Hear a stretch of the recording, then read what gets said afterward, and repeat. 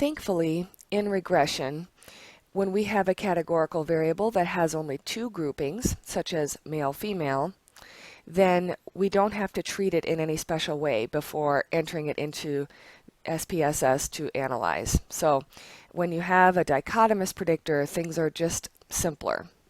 So to illustrate this, we can pull up the data set on Blackboard in this week's folder titled Dichotomous Predictor.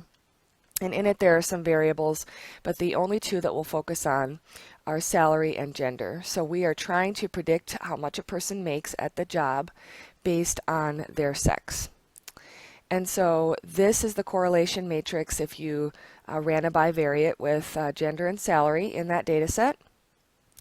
And if it's coded as 0, 1, that is the easiest interpretation. So anytime you have a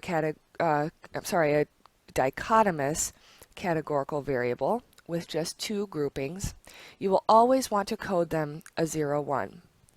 And the group that you make a 0 versus the group that you make a 1 is totally your call as the researcher. So we could have made females 0 and males 1 in this data set, and all it does is change the way we interpret things. It does not change the relationship at all, or the correlation either.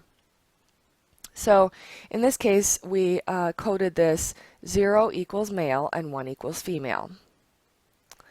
So this is something that I have seen reviewers and journals request. If you code your dichotomous predictor as a 1, 2 or as a negative 1, 1, you could do those things because the values of a categorical variable are totally up to you to code, as long as they're different. So you wouldn't want to make, of course, male 0 and female 0. They would have to be different numbers, but as long as you made them different, it doesn't matter what value you give them. You could make male 0 and female 99. But that messes up the interpretation, and so reviewers and readers prefer, in my experience, to see all dichotomous variables coded in this manner, and that is a 0, 1, and whatever you assign the 0 to and the 1 to is totally up to you.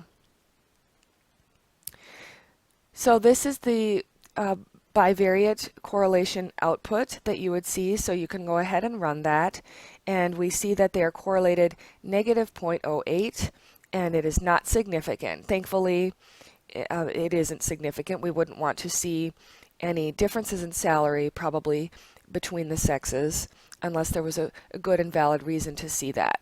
So in this case, we would likely be happy that they are not associated. So this slide shows the bivariate correlation between these two variables. Now I'm going to regress salary on gender and show you the output in the next slide.